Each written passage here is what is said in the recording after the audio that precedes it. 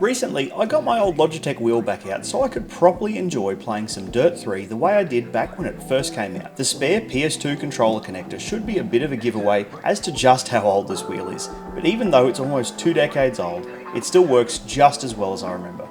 There's one feature it lacks though that has always bothered me, and that's the lack of a proper H shifter. As someone who's only ever owned manual transmission cars, having to change gears with these stupid little plastic flaps really ruins the immersion for me, so today we're going to fix it by making one of our own. If this is going to be a realistic feeling shifter, then we need to look at a real manual transmission to get some ideas. Before you say it, I know this car is far from the best example of a sporty manual transmission, but it's all I've got, so it'll have to do. There's a few critical elements we really have to nail to make this feel convincing, and the first thing I want to look at is the centering spring. The centering spring on the vertical axis has a very definite feeling with little to no play around the centre. The horizontal axis has a much less definite feel around the centre, even on sportier gearboxes, but the spring tension does increase the further out we go. The next element to consider is the feeling of the gear notching into place. As you push the stick towards the gear, the spring pressure steadily increases right up until the gear slips into place and the stick jumps the rest of the way with little to no force required. And finally, there's reverse. This car is only a 5-speed, so there's no real need for anything special here. But on a 6-speed, reverse is often up to the left of first gear, so we need a way to ensure we don't accidentally slip it into reverse while we're looking for first. Before I start working on a design, I often sketch a couple of different approaches I can take so that I have a clear idea in my head of what I'm aiming for before I even open CAD. For projects like this, when I'm designing something that already exists, I like to do a bit of research to see what features are available on the commercial options so I can make sure I'm not missing something important that I'll need to have in the future. I noticed a lot of shifters you can buy actually double as a sequential shifter, so I'd like to be able to swap over to a sequential mode as easily as possible. To do that, I'll need to come up with an easy way to lock off the horizontal axis and remove the notches from the vertical axis without losing the centering spring. Now that we've got the requirements out of the way, let's take a look at the design. Looking at the horizontal axis first, the pivot point needs to be offset from the middle of the shifter body so that it lines up between 3rd and 4th gear when it's centered. To add some centering force, I'm going to add a block that can slide up and down the shaft with a bearing on it that can run on a profile on the side plates, and I'll put a spring on top of it with some sort of retainer to keep pressure on the spring.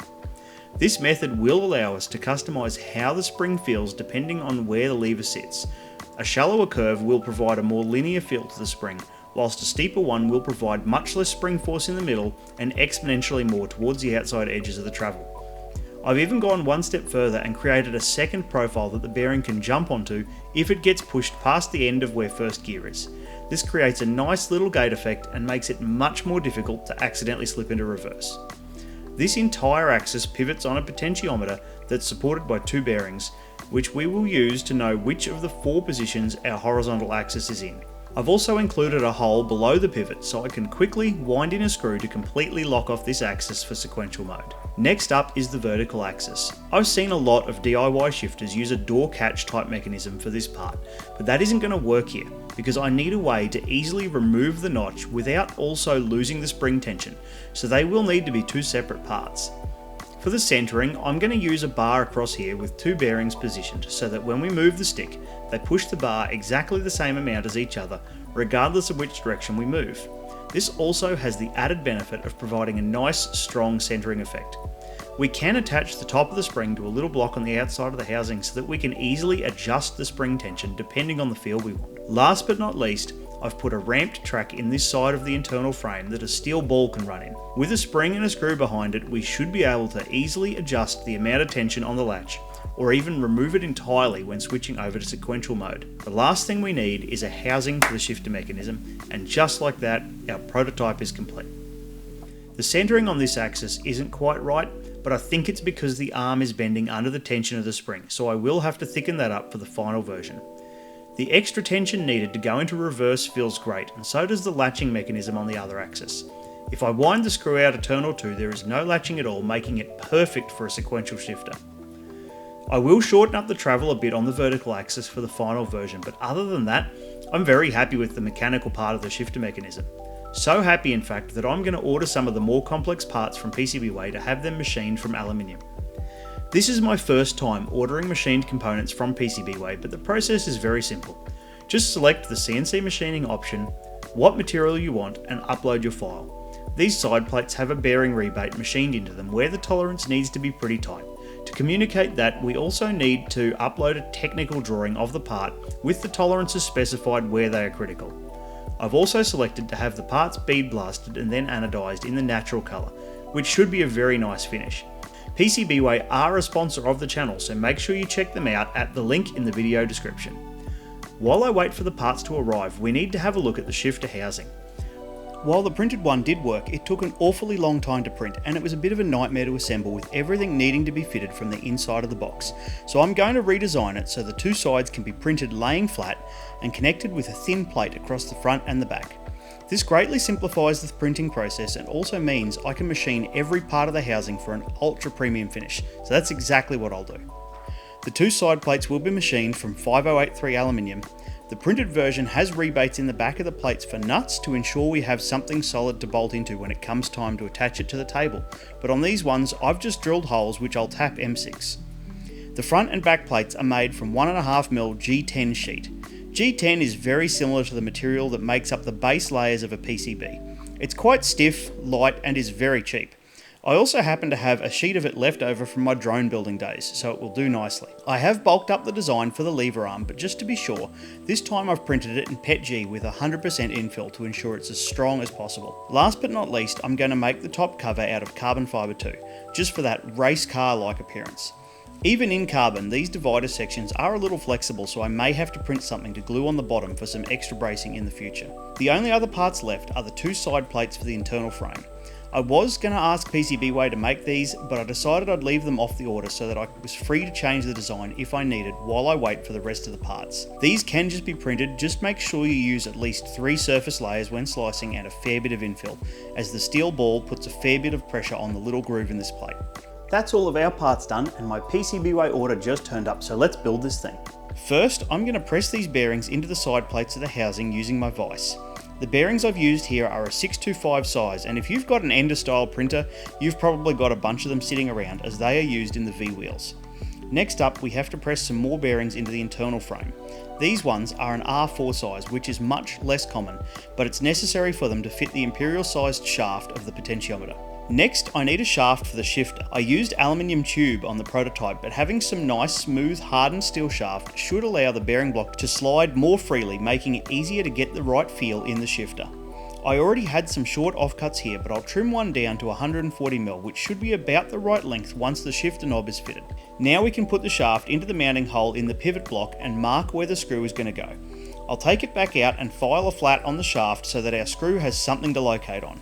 This should ensure that the shaft is held in place tightly and can't wiggle free over time. The 16mm 10K potentiometer gets fitted next. It bolts through this printed mount and is then inserted through one of the bearings and screwed in place with a couple of M3 bolts. Then the shifter shaft and rod end can be installed over the shaft of the potentiometer. Just make sure you have a 1mm thick washer on both sides of the rod end to get the spacing right. Line up the flat on the shaft with the hole in the bottom and install an M3 bolt to lock it in place. The little bearings are next. These are a 623 sized bearing. We need 4 in total. 2 bolt onto the arms of the side plate from the inside, and the other 2 get bolted onto the bearing block. Make sure you install washers behind these bearings too so they can all turn freely. The bearing block is designed to have a plastic sleeve installed to help ensure it moves freely. These are a common size sleeve that you can get cheaply from AliExpress, but you can also print one in a nice slippery material if you have something suitable. I've got some black PETG, which is a pretty slippery feeling plastic, so I think it should probably be fine. The printed sides can go on next. Just ensure you get the end plates around the right way.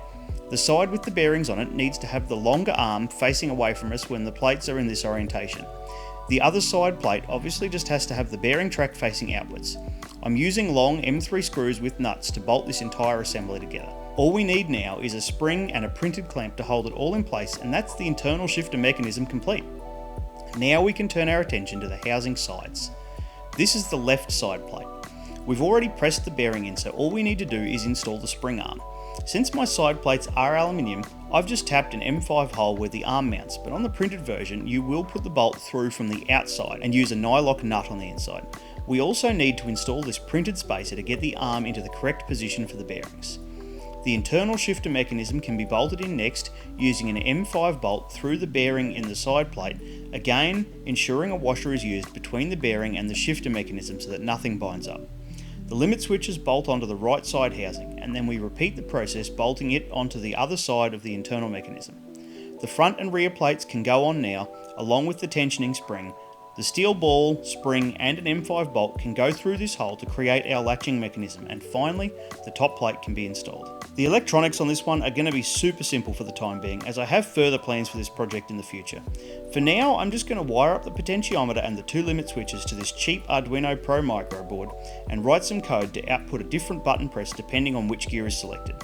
The same controller software will work for both H-pattern and sequential, as we can just map third and fourth as gear up and gear down in games that we'll use sequential mode for. With all of that done, there's only one step left, and that's to mount it to the desk. I've included mounting holes in both sides of the housing to offer a variety of mounting options in case I decide to build a simulator rig in the future, but for now this 3D printed desk mount should do for testing. So let's give it a go.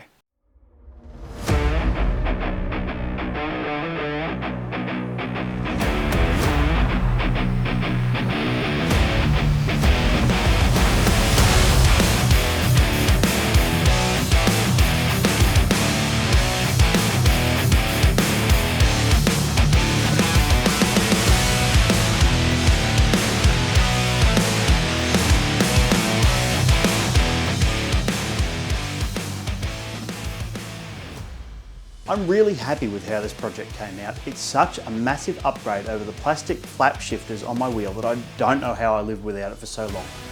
Changing over to sequential shifting is as easy as tightening this screw and turning the tension back on this knob, making it quick and painless to switch between the two. The best part of this whole project is it can be extremely cheap. If you print all of the parts yourself, the rest of the stuff you will need to buy will set you back less than $25, and you'll have a perfectly functional, switchable H-pattern and sequential shifter. If you're after a more premium feel, getting the internal parts made out of aluminium will still end up costing you less than a pro-grade shifter, whilst also giving you the satisfaction of knowing that you built it yourself, which for me is honestly the best part. Leave a comment if you have any suggestions for features you'd like to see added or just for future projects. I've got plenty more exciting projects planned over the next few months, so make sure you hit that subscribe button so you don't miss out. Thank you all for watching, and I'll see you in the next one.